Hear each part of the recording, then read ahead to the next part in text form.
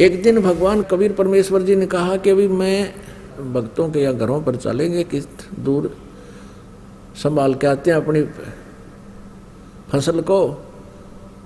कौन कौन चलेगा? एक तो बाजीद जी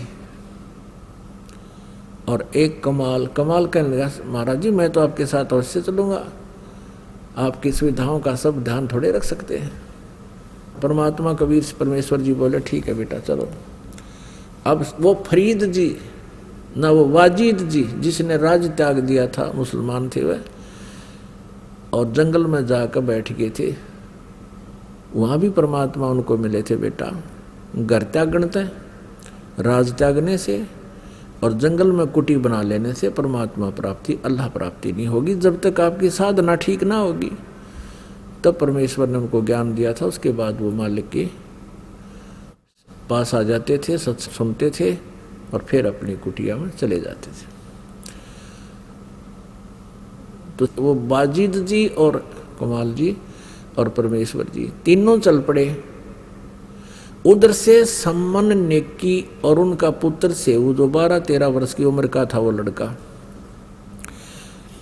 वो लड़का कह रहा था अपने माता पिता से कि माता कभी भगवान हमारे गुरुदेव अपने घर पर भी आ जाएंगे।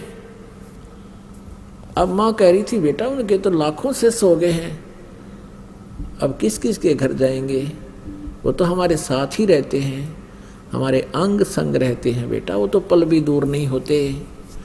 सेऊ कहता है माता आपकी बात सही है, लेकिन कुछ लड़के कह रहे थे वहाँ हम खेलते हैं ना, कुछ कह रहे थे कि तुम्हारे गुरु तुम्हारे घर आते हैं कभी। तो मैंने उनसे यही कहा था कि हमारे गुरु जी के तो लाखों शिष्य हैं, किस किस के घर जाएंगे भैया, हमारे तो साथ ही रहते हैं। तो वो मुझे चिढ़ा रहे थे कि तुम्हारे गुरुजी तो राजाओं के घर जाते हैं, सिकंदर लोधी के घर जाते हैं, वीर सिंह बघेला काशी के नरेश के घर जाते, तुम्हारे घर कंगाल के कौन आएगा, ये गुरु लोग तो बड़े बड़े लोगों के पास ही जाते हैं। तुमने किन कहा बेटा ऐसा मन में भी मत लाना, हम अपने भगवान अपने गुरुदेव से परिचित हैं, उनको राजा और रंग एक समान है। आप ये बात बेटा फिर ना दोहराना। तो फिर कहता है लड़का कि माता जी मैं ऐसा नहीं मानता हूँ, लेकिन मेरी आत्मा ये कह रही है उनका मुंह बंद हो जाएगा, एक बार गुरुजी अपने घर आ जाए। तब उन सम्मन ने कहा बेटा, सम्मन ने अपने पुत्र से ये कहा कि बेटा समाज की नहीं सुना करते, हमने अपने गुरुदेव की बातों पर विश्वास होना चाहिए, उनके प्रत्येक क्रिया पर विश्वास हो बेटा। इतनी कुछ चर्चा वो कर ही रहे थे आपस में। इतने में वो तीनों परमात्मा कबीर देव जी और दोनों उनके शिष्य बाहर एक थोड़ी सी दूरी पर एक छोटा सा छप्पर डाल रखा था, मेन गेट का उसके बीच में था उनका मेन गेट, और पीछे वो बातें कर रहे थे, उससे बीच में आंगन था और पीछे एक झोपड़ा और डाल रखा था और उसमें बैठे वो बातें कर रहे थे। आवाज लगाई परमेश्वर ने कि भाई कोई है घर पे। अब नेकी ने कहा कि बाहर ऐसा लगता है जैसे गुरुदेव जी बोले हों। अब सम्मन कहने लगा कि आप चर्चा कर रहे हैं ना भगवान की, इसलिए हमें हमारे कान बाज रहे हैं, परमात्मा यहाँ कैसे आ सकते हैं इतनी दूर। तो थोड़ी देर में फिर आवाज लगाई कि भाई सम्मन है क्या घर पे। अब फिर तो उनकी तीनों की एकदम उधर ही नजर गई, सामने देखा परमात्मा गेट के बाहर खड़े हैं, तीनों भाग गए नंगे पैरों।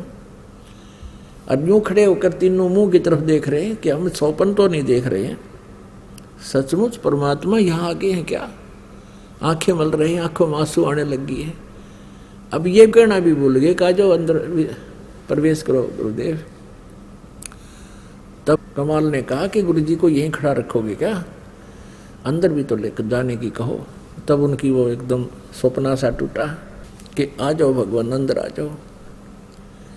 अब अंदर जाके जैसा भी फटा पुराना बिछौना था, कोई गद्दा था, वो बिछा दिया, बैठो भगवान। शाम का समय हो गया था। अब सम्मन बैठ गया गुरुदेव के पास, चर्चा हुई, कुशल अक्षेम पूछा। हे भगवान बड़ी दया करी, हे मेरे दाता हम तो अभी आपकी चर्चा कर रहे थे, आपका बच्चा ये सेव कह रहा था, आप तो अंतर्यामी हो, आपने इस बच्चे की पुकार सुन ली। आज ही अभी चर्चा कर रहे थे, हमारे गुरुदेव जी हमारे घर भी कभी आ सकते हैं। हम इनको समझा रहे थे, आप तो अंतर्यामी हैं, हे मालिक, आप तो सब जानते हो। आप जैसे सुन ही रहे थे हमारी, आपने तुरंत हमारी आशा इच्छा की पूर्ति कर दी। ऐसी चर्चाएं कर रहा था। कुछ देर के बाद कहा, भगवान भोजन का सुनाओ, भोजन की कहो बात। तब कबीर परमेश्वर ने कहा, बेटा पैदल चल कर आए हैं, भूख लगी हम सबको, भोजन तैयार करो। अब सम्मन घर पे आया अपनी पत्नी के पास, अंदर जहाँ उनका अपना अलग झोपड़ा था, झोपड़ी में, और कहा, नेकी खाना बनाओ, गुरुदेव के लिए भूख लगी है। अब नेकी ने कहा कि हमारे अपने घर पे आज एक अन्न का दाना भी नहीं है और नहीं आटा है। अब सम्मन ने कहा कि जाओ किसी से उधारा ले आओ। नेकी कहती है, मैं कई घरों में गई थी और उनसे मैंने प्रार्थना की है कि आज हमें आटा उधारा दे दो, लेकिन कोई नहीं दे रहा है। मैंने उनसे बता दिया, हमारे गुरुजी आए हैं और हमने भोजन बनाना है, आटा दे दो, उधारा दे दो। अब सभी क्या कह रहे हैं, व्यंग कर रहे हैं उनके साथ मजाक कर रहे हैं, तान्ने मारे हैं कि तुम्हारे तो भगवान है ना, तुम्हारे गुरुजी, उन्होंने तो सिकंदर लोधी का रोग ठीक कर दिया, उन्होंने तो कमाल को जीवित कर दिया, कमाली को जीवित कर दिया है, और रामानंद जी को जीवित कर दिया। तो क्या तुम्हारे घर पर वो आटा नहीं पैदा कर सकते? यानी ये जानकर और करड़े हो गए, किसी ने आटा नहीं डाला। हालांकि पहले मना नहीं करते थे, आपस में लेन देन हो जाता है। उस दिन तो उधारा भी नहीं दिया। अब सम्मन से नेकी ने कहा कि कोई भी उधारा नहीं दे रहा है। तो सम्मन ने कहा कि ला तेरी चूंदड़ी दे दे, तेरा ये चीर दे दे जो उसने ओढ़ रखा था, इसको गिरवी रख कर आटा ले आऊंगा। नेकी ने कहा कि ये फटा हुआ है 2-3 जगह से, मैं ये भी लेकर गई थी किसी के पास कि मेरा चीर गिरवी रख लो और 3 सेर आटा दे दो। किसी ने नहीं दिया कि फटा पड़ा है। अब सम्मन एकदम कलेजा पकड़ कर बैठ गया जमीन पर, हे भगवान आज क्या बनी, पहली बार परमात्मा आए हमारे घर पे और आज हम इनको आहार नहीं करा सकते। बहुत चिंतित हो गया। तब नेकी ने कहा कि ऐसी बात नहीं बनेगी, चिंता मत करो, कुछ उपाय बनाते हैं। वो कहने लगा, क्या उपाय बनाएंगे, अब कोई उधारा दे नहीं रहा, ऐसा हमारे पास कोई कपड़ा नहीं जिससे हम गिरवी रख दें, कोई ऐसा आइटम नहीं घर का, अब क्या उपाय बनेगा। तो हम तो शर्म के मर जाएंगे, क्या क्या कहेंगे गुरुदेव कि हम भोजन नहीं करा सके, भूख लगी है गुरु जी को। तो नेकी ने कहा कि आप ऐसा करो, रात्रि के समय चोरी कर लाओ 3 सेर आटा और गुरुदेव को और तथा इन भक्तों को खाना खिला देंगे वक्त से। अब कहो गुरुदेव को कि विश्राम करें, ज्ञान ध्यान कर लें और सुबह वक्त से भोजन बनाएंगे, ये समझ जाएंगे। तो सम्मन कहने लगा, चोरी करके लाएंगे, ठीक है कोई बात नहीं। तो लड़का सुन रहा था सेव, वो कहने लगा, माता जी गुरुजी भी बताते हैं और आप भी कहा करते हो कि चोरी करना महापाप होता है, और आज हम चोरी करेंगे, हमारा तो भक्ति का नाश हो जाएगा, चोरी महापाप होती है। तब नेकी ने कहा, बेटा चोरी को दान कर देंगे हम, वो पाप नहीं कल्याण का कारण होगा। तो सेव ने कहा, माई माता चोरी तो चोरी ही होती है, दान कर दे चाहे ना कर दे, चोरी तो चोरी ही कहलाता है। चोर के मन में जब दोष आता है तभी तो चोरी करता है। तब नेकी ने कहा, बेटा बात सुन ले, इस नगरी के लोगों के पास धन बहुत है और ये माया इस जीव की दुश्मन होती है। आज इनके माया का नशा बन गया बेटा, और इस नगरी से यदि कबीर परमेश्वर अपने गुरुदेव भूखे चले जाएंगे, इस नगरी का नाश हो जाएगा बेटा। ये पूरा नगर खत्म हो जाएगा, ये सत्कर मान लेना। यदि तूने इस नगरी को, क्योंकि हमने इसमें अपना जीवन निर्वाह किया है, इनको बचाना है तो बेटा चोरी कर लाओ। तो सेव कहने लगा ठीक माता। फिर कथा सुनाई, माता ने कथा सुनाई कि एक नगर में ऐसे ही माया के ये पुजारी रहा करते थे, ये माया के धनवंत रहते थे। एक सिद्ध पुरुष और उसका शिष्य आकर के नगरी से बाहर जंगल में बनी में बैठ गया। अब वो इतने अभिमानी हो गए थे, पैसे वाले व्यक्ति, किसी को दान दक्षिणा भी देनी बंद कर दी थी उन्होंने। अब उस सिद्ध पुरुष ने उस लड़के को भेजा अपने को कि जा बेटा भिक्षा मांग ला। नगरी में वो लड़का युवा लड़का था, 15-16 साल का, जा 18-19 वर्ष का होगा। अपनी झोली लेकर के पहुंचा। नगर के तकरीबन सभी घरों में उसने अलख जगाई, आटा दो माई, आटा दो माई। तो सभी ने उनको धमका दिया कि मस्टंडो तुम अपना काम करके क्यों नहीं खाते, मजदूरी कर लो, कहीं पर मांगने आ जाते हैं, यहाँ पर शर्म नहीं आती है। लड़का वापस चला गया और कहा गुरुदेव किसी ने भी आटा नहीं दिया और बहुत कुछ बातें बनाते हैं। अब वो सिद्ध पुरुष था, उसने कहा कि जा एक बार फिर जा बेटा। वो दोबारा फिर गया। ऐसे ही वो खाली आ रहा था। जब वो वापस आ रहा था, उसी नगर के बाहर की तरफ एक कुम्हार का घर था और उस कुम्हारी ने वो पहले दिन भी जाता देखा, खाली आता देखा। विधवा थी, उसका पति मर चुका था, 2-4 बच्चे थे उसके। उसने अगले दिन भी देखा कि ये नहीं डालेंगे, इनको कुछ इन्होंने देना ही नहीं है, नगर वालों ने, इनको तो माया का अभिमान है। तो उस कुम्हारी ने पूछा उस शिष्य से, उस साधु बालक से कि बेटा महाराज आटा नहीं मिला? अक नहीं माई, किसी ने नहीं डाला। तो उसने कहा भाई देख, कल भी देख, तेरे को देखा मैंने, और बेटा मुझे अपने पुत्रों की तरह तेरे में ममता बन गई है कि मेरा बेटा अगर ऐसे भूखा रह जाए 2 दिन से, क्या बीतेगी उसके ऊपर। भाई मैं कुम्हारी हूँ, जात से कुम्हारी हूँ, और तू ये रोटी ले जा बनी बनाई,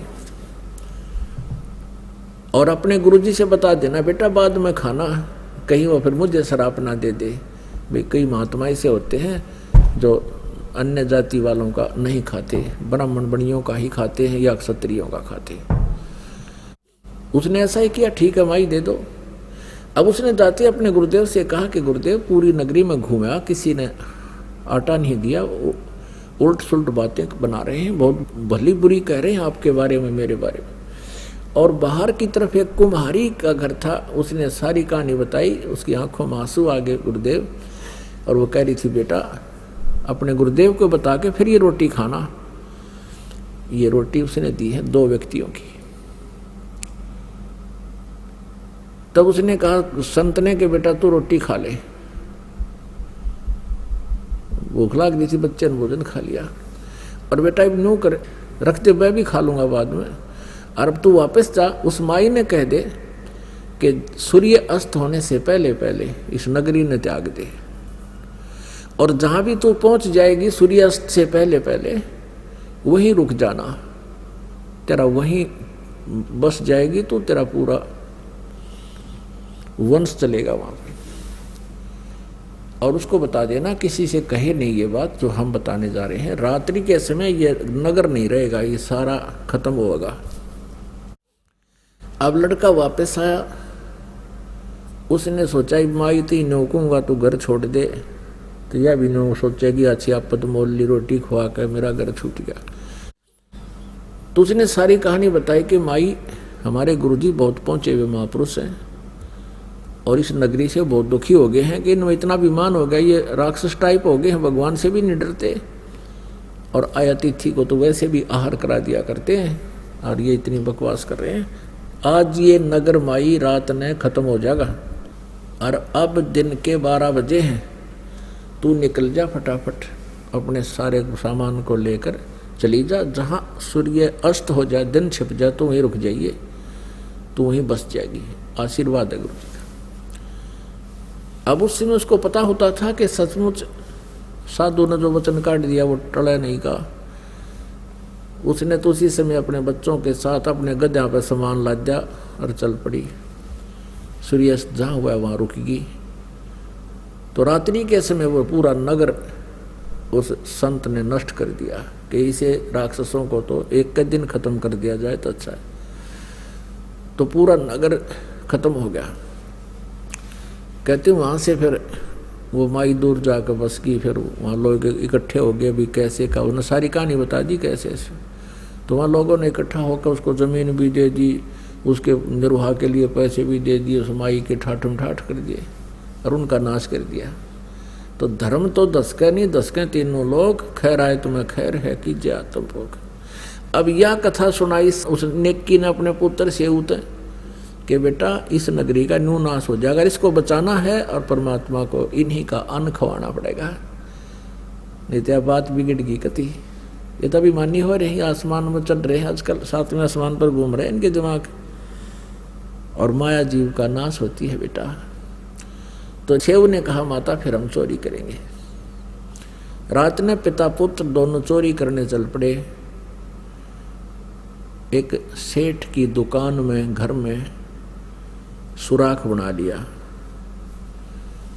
और सम्मन ने कहा बेटा तू बाहर रहना शेव से, और मैं अंदर से कुछ आटा चुरा के लाऊंगा, केवल 3 सेर, ज़्यादा नहीं चुराएंगे, कुछ भी नहीं लेंगे। और अब शेव ने कहा पिताजी आप इस लाला जी की पहुंच यहाँ के राजा तक है, और आप पकड़े गए तो पिताजी आपको सूली तोड़ देंगे ये लोग, और मैं बालक हूँ, मैं पकड़ा भी गया तो मुझे बख्श देंगे। तब सम्मन ने कहा नहीं बेटा, अगर तेरे को फांसी दे दिया तो हम किस कारण जिएंगे। तब शेव नहीं माना कि नहीं पिताजी मैं बालक हूँ, मुझे मेरी क्षमा हो सकती है। ऐसे कहते कहते उस सुराख के अंदर से, सेंध के अंदर से, पाड़ ला रखी थी न समझ लो, उसके अंदर से शेव घुस गया पणिया की दुकान में। सम्मन ने कहा बेटा 3 सेर से ज़्यादा नहीं लाना, अंदाजा सा 3 सेर ले आना, 3 किलो। अब शेव ने अंधेरे में आटा ढूंढा, अंदाजा सा अपना नोट डाल के 3 बुक और चालन की तैयारी करी। इतने में खुड़का हो गया, आवाज़ होगी जोर की, एक तराजू पर पैर टिक गया। वो एकदम बहुत जोर का आवाज़ हुई तो बनिया वहीं सो रहा था, वो जाग गया लाला जी, और पकड़ के उसको पहले दीपक जलाया, फिर पहचान लिया, अच्छा तू तो सम्मन का है, सम्मन का। अरे भगतो चोरी करने लग गए, पकड़ लिया। तो सेव कहने लगा लाला जी शोर ना करें, 3 सेर आटा लिया है, हमारे घर गुरु जी आ रहे हैं, उनके लिए भोजन करवाना था। तो लाला जी कहने लगे अच्छा अच्छा, अरे चोरी तो वो करवा रहा तुम्हारा गुरु, वो चोरी करवाने आता है यहाँ पर, ठीक है आज राजा से पेश होकर कहेंगे ये आता है कि चोरी कराता है, ये तो अच्छे आदमी थे, चोरी करते ही नहीं थे। अब सम्मन भी सुना इस आवाज ने, सेव भी सुन गया। उन्होंने सोचा भाई जुल्म हो गया, गुरुदेव को आहार तक करा नहीं सके, अब ये सुबह गुरुदेव की बेइज्जती करेंगे ये लोग, राजा के पास पेश करेंगे और ना जाने के सजा दिवाएंगे। जब लाला जी ने उसको पकड़ना चाहा सेव को, उसने कपड़े में बांध रखा था और 3 सेर आटा उस सुराख में से बाहर फेंक दिया और कहा पिताजी मैं तो पकड़ लिया लाला जी ने, और आप ले जाओ इसको गुरुदेव को भोजन करा के शीघ्र रवाना कर देना। अब सम्मन लेकर के उस आटे को घर पे आ गया। नेकी ने पूछा पुत्र कहाँ है, सारी कहानी बताई कि लाला जी ने पकड़ लिया और हो सकता है कल वो गुरुदेव को भी पकड़ के राजा के पास पेश करेंगे। और कह रहा था वो लाला जी कि चोरी तो इनके गुरु कराते हैं, ये तो ठीक आदमी थे, कभी चोरी करते नहीं थे, अपना मेहनत करके खाते थे, और कल राजा के पास जा कर के उसको इनके गुरु को सबक सिखाएंगे। नेकी कहने लगी तू वापस जाओ और लड़के का सिर काट लिया, किसी तरह बकाबकू के बाहर गर्दन निकाल ले, और चाहे इतना अंदर घुस के काटना पड़ो, उस बच्चे का सिर काट लिया, नहीं तो बात बिगड़ जाएगी। कल बच्चे को पहचान लेंगे और सारी बात बिगड़ेगी। अब सम्मन लेकर हाथ में करद इतनी लंबा चक्कू और पहुंच गया। उधर से सेऊ के मन में भी यही प्रेरणा थी, है भगवान मेरा पिताजी मेरा सिर काट ले जा किसी तरह। और लाला जी फिर डर जाएगा, कहीं जिक्र नहीं करेगा, कहीं नहीं बताएगा। अब सम्मन जब आया, सम्मन ने कहा कि बेटा सेऊ, दो बात जरूरी करनी है, एक आवश्यक बातें करनी है। एक बार तू सिर निकाल ले इस सुराख से बाहर, फिर तो हम नहीं मिल पाएंगे बेटा, तुझे पकड़ा देंगे ये पुलिस को, फिर पिता पुत्र को मिलने नहीं देंगे ये लोग। दो बात तेरे कान में बताऊंगा। उधर से सेऊ ने कहा लाला जी मेरा पिताजी आया हुआ बाहर, कोई जरूरी काम बताना चाहता है, एक बार मुझे छोड़ दो।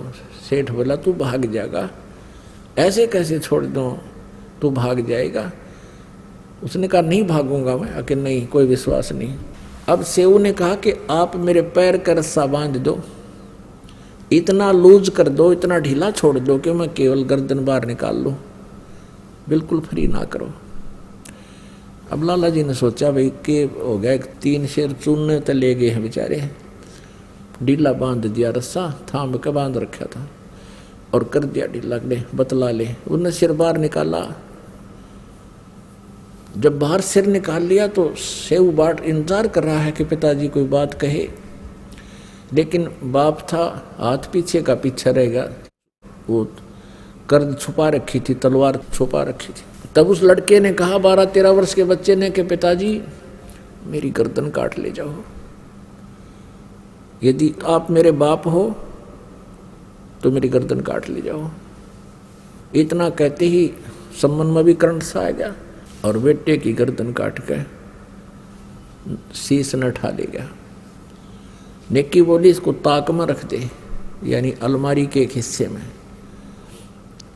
और फिर कहा कि अब तू फिर वापस जा। नेकी बोली तू वापस जा, लाला जी उस बच्चे के शरीर को अपने घर नहीं रखेगा कि तो बाहर फेंका होगा, वो इस डर से कि कहीं तेरे ऊपर कत्ल का केस ना लगा दें ये। अब लाला जी ने देखा कि तो लड़के की हत्या होगी, तेरा नाम मंडा जाएगा, तू मर गया। उसने बच्चे का पकड़ी बाजू और घसीट लेगा रात में। एक पजावा था, पजावा होता है जहाँ पर ईंटें पकाया करते कुम्हार लोग, ऊंचे ऊंचे उसमें खंडर से हो जाते थे, मिट्टी खोदन के, उस पजावे में फेंक आया। और उधर से जल्दी वापस आकर के लाला जी ने अपना जो सुराख रखा था चोरी करने के लिए वो निशान भी मिटा दिया। फटाफट रात में वो ईंटें लगू कर उसके ऊपर प्लास्टर कर दिया, मड प्लास्टर जैसे पहले हो रहा था, और सूखी मिट्टी मार मूर के ऐसा कर दिया जैसे चोरी हुई ही नहीं थी। अब सम्मन जब वहाँ पहुँचा वापस, देखा लड़के के जो घसीट कर ले गया था सबको, वो चिन्ह उन निशानों के साथ साथ जहाँ भी वो लड़का का धड़ पड़ा था उठा लाया और अपने घर पर कमरे में रख दिया। उनका उद्देश्य ये था कि इस घटना का किसी को पता ना लगे और कहीं हमारे पिताजी की बेइज्जती ना हो जाए, हमारे गुरुजी की बेइज्जती ना हो जाए। अब पुण्यात्माओं, इकलौता पुत्र वो मरा पड़ा है और माँ रोटी पोर लग रही है। गुरुदेव के लिए, अपने भक्तों के लिए, अतिथि के लिए भोजन बना रही है। और सम्मन ने कहा था रोइए मत ना, रोगे तो गुरु जी को पता लग जाएगा, फिर वो भोजन नहीं खाएंगे, भूखे हैं कल के। तो नेकी भी कहने लगी मैं बिल्कुल नहीं रोऊंगी, गुरु जी फिर भोजन नहीं करेंगे, मुझे भी पता है। रोटी बना दी, यानी भोजन तैयार कर दिया और 3 पात्रों में डाल दिया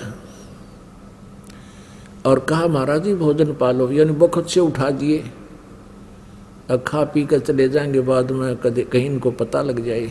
वक्त से भोजन बना दिया।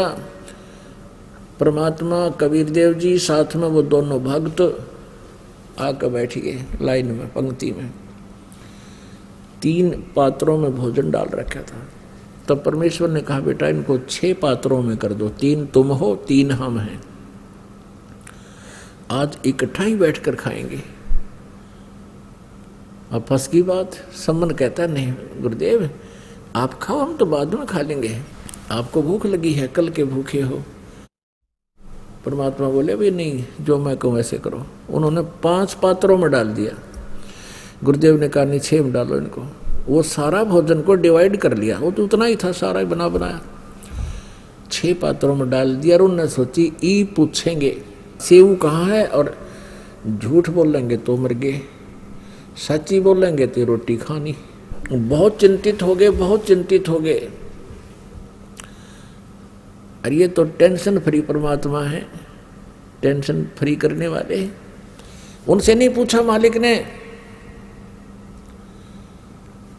कहा कि आओ सेव जी मिलो, ये प्रसाद प्रेम और सिर कटते हैं चोरों के, साधों के नित सेम। कहते हैं सेव धड़ पे शीश चढ़ा और आ बैठा पंगत माही, और नहीं निशानी गर्दन कयू ओ सेव अकनाही। बोलो सतगुरुदेव। बंदी छोड़ कबीर परमेश्वर जी की जय।